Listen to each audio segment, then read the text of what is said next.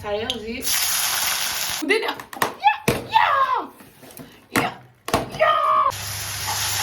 Hoje pau aju manungda jen pum do sida lere baka ding tai ding ta se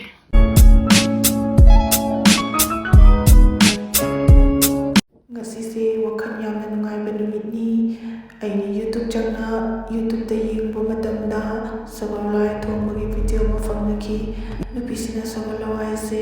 tilhw chanm yauraga thongki aina punsi da udriba tadriba thodoni adubu ai try tongki mayamna kameta thina kadra hadana wakhan adubu ai thammoida aina khanki aina khalibase mutangti tawga yengage mahause mutang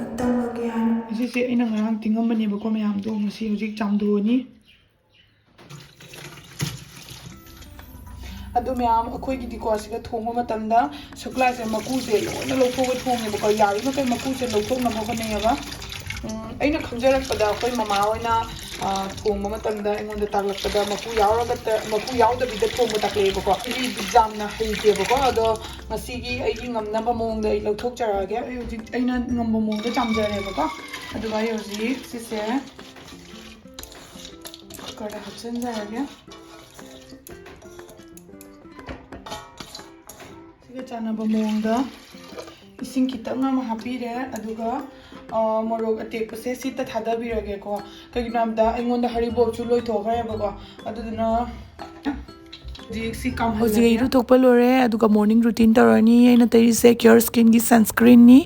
aduga aigi mamai da glow lakpagi mi myam na comment ta ngai do ai myam da takcharake chiche nangi skin se angang popo lore matung da amu hena glow lakpa du maina ta adigi na thokpa du mai ta eng thokpa du mai ta e kamai ta ino aina du myam isu mamang da soiba ki ama ora matung dagi amagi aseng base khangak pane buko haidi kari taraga karmai taraga se soino kamai to ina di mioi bai base soiraga tani buko gyan tare se aigi experience to ai myam da share to jarake ko aina khanje ba gi viewers ngi marak su kanaguma mayama aina lan ki ba sing do no su tarongani aina ahan ba ta se noi gi mamai se kai dong da moisturize to da na thamgono ko ahan ba da mamai se moisturize to da bani mamai gi mamai se young oina khoi gi mata puna makta no thok na lei du se aduga ko ani shu ba da mamai ta naw thado pino ko mamai yo lena na makhanaw su moisturize to da ni heng ko na mamai du na tongana taraga mung sang du na tongana ta gi ba do phajada bani ko akoi gi mamai se khatang dry oirak pa da ne moisturize to tebi ga da bani ko kanaguma khara randi mamai se dry oirak pa ngai na lei ba ko oira matung da moisturize tawye ba adumain tawroidabani yamdrabada nongmada anirakti sinagadabani ba ko haidi khogi mamai se matam punam to molhana thaminga pharine ba khogi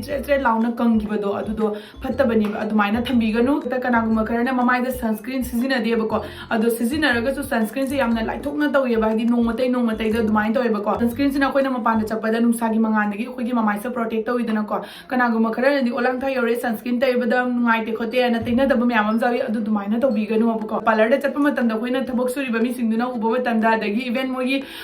parlor da lei ba phami ba mi singduna ko akhoi gi mamai se uraga nagi mamai se si maina dry oire adagi nang mamai jam oily oire si dak se tayu kholo ina moina suggest tori idana ko adu singdo khoi di dum laaga mana habado chumga da mani mana habado ai tawraga am tang yenge he am tang leiga hidak se try tawge na kaya ma tawi ba ko adu dumaina tawroi da bani aina haiga da bani noigi akhoi gi skin se mamai hai se mi mayam puna maki mi eng pham ni aingon da sigi thodong se thingna da bana te ba ko ai thingna dana loina mayong na dana loina laabani si puna mak thoga aina dermatologist ta tanaraga gi mamai se duga gi yengba horakibne ba ko dermatologist tanaraga nangi mamai du yeng thu ba ko side ki hidak tu chabiru no jingba taraga di silchar gumba aina lei mafam do aduga gi hana silchar tana chatpa taiba silchar di amna lab tra ko de aina hojik lei ri be aina hojik lei ri mafam si su dermatologist haruga di amna lab ba ko adu ingang sine kai ne di problem ni na dermatologist tana ning dana lei ngai kan ga I Cureskin gi app se phangnei ba siga Cureskin gi app siga aina khangba ngam ba di ko se same akoina doctor ma ga tanaraga chabado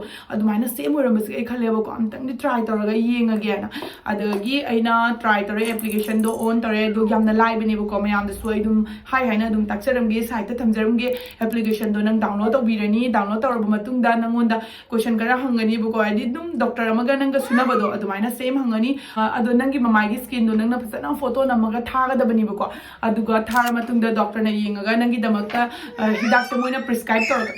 Baca thoi Greek kit ama semakani bako ai gi damak ta semak kit to di sida lere bako chi che nung ti use tawi ase gi face wash ni bako ai gi dang na doctor ri ngan ge su yare aduga yamna live haraga na Cureskin da dum yinghalaga su yare 20 days lere su doctor na check up to bane diet chart su pi bane bako kana ko mana download to ningba lere ga di ai gi description da magi link to hapchene mage aduga gi coupon code thamjaram ge bako ase se mana sina ba tara gi 200 rupees off laidini aduna mayam yamna check out to biro patlena moro ba chart to ke na moro se makok soi da laga thamye bako ado mayam achar soi uchar aduga i cooker su sisi ba hore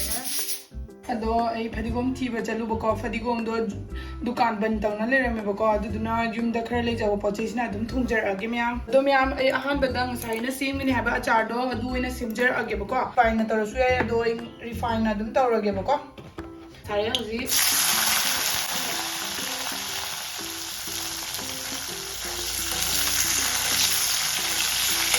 da taradi yare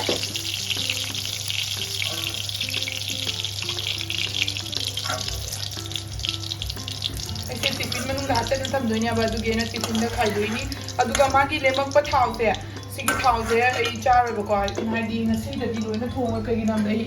मोरक साना सिरनी अदुगी कासे लगा तंगे अदुगा tamna nate ko khara dum tawrage aduga aigi tu asigi achar do adudi poche hap ka do wali ne hak le raga hap ge paspuron si paspuron ni bako paspuron che muthi macham tang ni ko hap te se aduga jira se khara ma hap pi rani do mai je adum lo da thong gadam ne aduga sida morok si se thadarani aduga tes pata thadarani aduga tilhw thadarani hang ni na je bako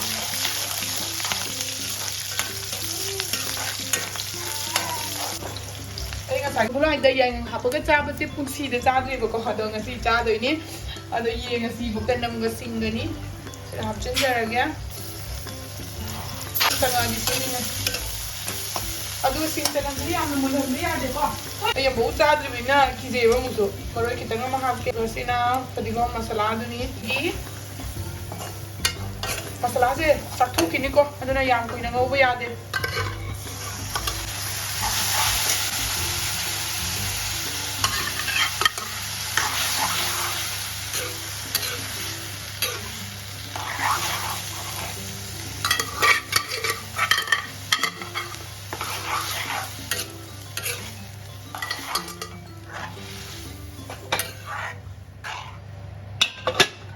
Zik so gale ayo zik thum thak chal lage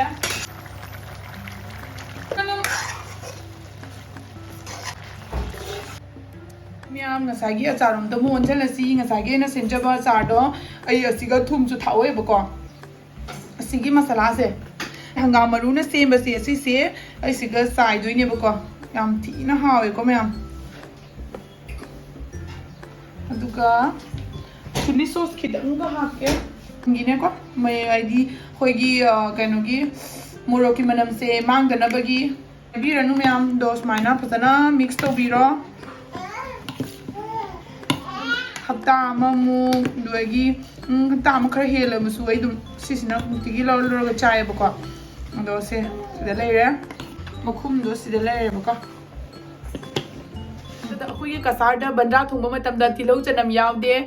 any हिंजांग थोंबा मतम दा को हाइबदी nga थोंबा मतम दा ओरगा सु तिलौ चनम हापते बको दुना अखोई मय कसार की हिंजांग अयाम बदा मयाम ना उबिदम होय बको तिलौ चनम से हाइदी अहन लेरिबा अहन लमन सिंगसे तिलौ चनम चादे बा हुजि खौबा दुना मयाम की थबक तोरको मतम दा तिलौ चनम यावदना थोंगे यामना तसेंग ना यामना सेंग ना जेनम मनात ना तौना मणिपुर दी जेनम मना से नाकुपी हाइदना को अदु दुमाय तौना थोंगे बको नाकुपी हापगा अदगा दी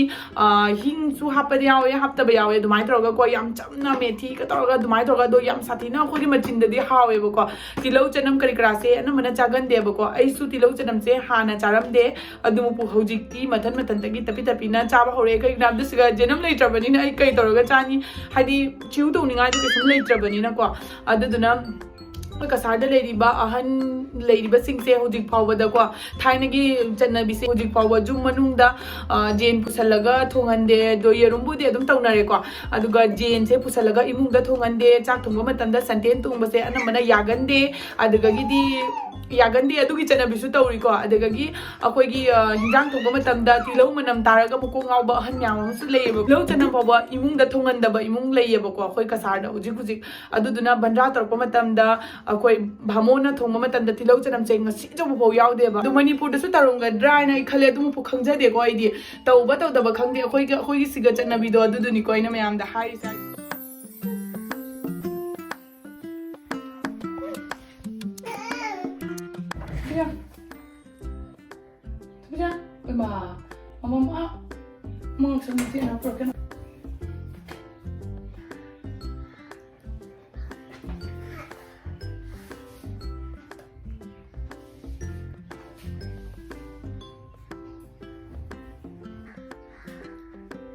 Sangolhawai angang sangolhawai angang bi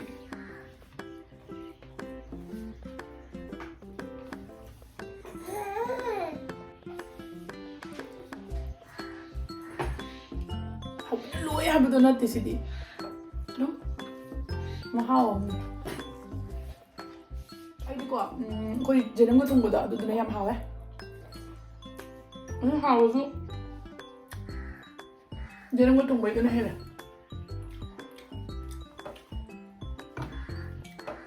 masai achar do wow di leka aina papa je thau yam yaw re na thau yaw de taw re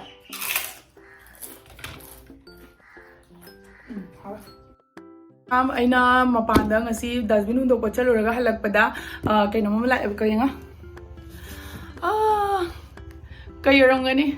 पैसा अपन मग लोरबनी को सिगा गया चौबा पोना मलाया सिजे हलके सामरो पोनी पैसा नहीं पैसा एगी रिंग लाइट की मरी मरांग से एसिगा मंगा होरी करना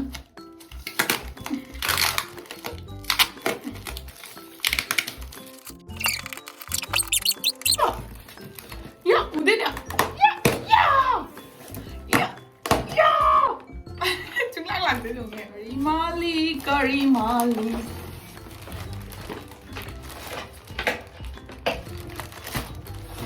अदु मैम से न्यू ब्रांड ने बको दो इना अदुम ट्राई तो गाना लोबने कोई मचा थोइ सिगा इन एक्सपेरिमेंट पुना म तौबिना लोरे अनो ब्रांड पुना ना